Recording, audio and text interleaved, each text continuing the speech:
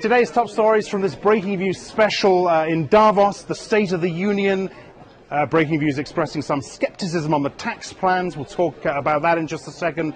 And the Eurozone crisis. Maybe we're seeing some light at the end of the tunnel. Peter Tal Larsen joins me now in the Congress Center in Davos. We're back. Here we are again. The day after the State of the Union. It seems to happen like that every year as well. Specifically on the tax proposals, what do you make of them? Well, politically, obviously, it's a very easy target for Obama to kind of tap into the 99% agenda, target the 1%, take aim at people earning more than $1 million a year and say they've got to pay more tax. I mean, it's a pretty popular thing to do. Yeah. There's a question, we think, about whether the Republicans in Congress will actually let him do anything about it. I mean, essentially, what, in practical terms, what you're talking about is increasing taxes on capital gains, on earned interest, which is the whole Romney issue. Which is the Romney issue, exactly. So, remains to be seen whether the Republicans will actually, in practice, let Obama do anything actively on that front. Yeah. But clearly, it's playing well in politics, not just for Obama, but also for the Republicans. And we saw in South Carolina, Newt Gingrich basically winning South Carolina by making an issue out of Mitt Romney's tax bill. When we marry that with the signs of recovery that we're seeing in the US, do you think Obama sits there today feeling that his economic credibility is returning?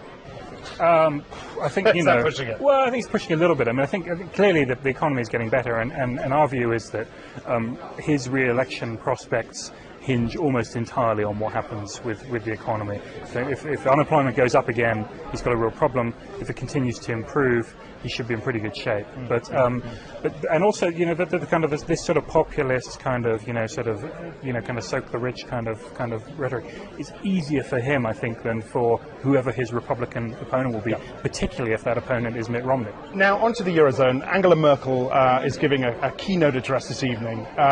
It, of course, puts the Eurozone crisis centre stage. You think we're making progress? You think we can make more progress here? Well, I think, the first thing that needs to happen is this deal on Greece, which, sort of has been rumbling along for weeks now. It doesn't look like it's going to happen anytime soon. Well, I think, the deadline is March, so let's assume that nothing is actually kind of done until the final moment. But I think if that can get done, then there are lots of other problems. There's the problem in Portugal, there's a question about Ireland, there's the broader question of credit and growth in the Eurozone. But I think what the markets are telling us over the past few weeks is that kind of disaster scenario, which is just disorderly Greek default, series of defaults in the Eurozone exit for a number of countries, bank problems, etc. That disaster scenario, the probability of that disaster scenario has receded a bit. Do you think, and I've been putting this to a number of our guests here in Davos, do you think policymakers are doing the right things now?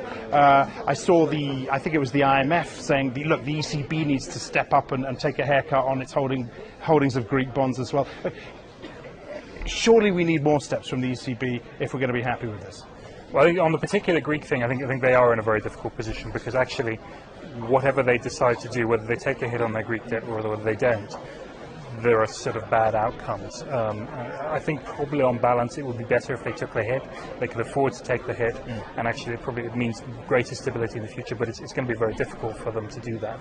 And just to finish up with Peter, you're here, you're a regular here.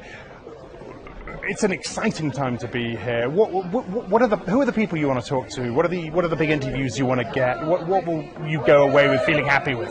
Well, I think the two big things for me to talk about is to try and talk to people who are involved in negotiations around the Eurozone crisis, to try and understand what's underway, what's feasible, what's not feasible, and whether there is some kind of progress, not just on the specific issues like Greece, but also on the broader issues like sort of how to kind of make it more fiscally sustainable in the future. And then the other thing that I'm personally very interested in is the banking sector.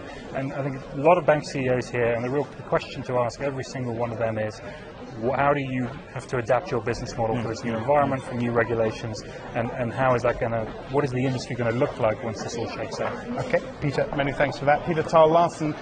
Plenty of Breaking Views shows coming out of Davos. Rob Cox from New York is here. Hugo Dixon from London is here, along with Peter Tal Larsen. That's it for now, though. I'm Axel Threlfall. This is Reuters.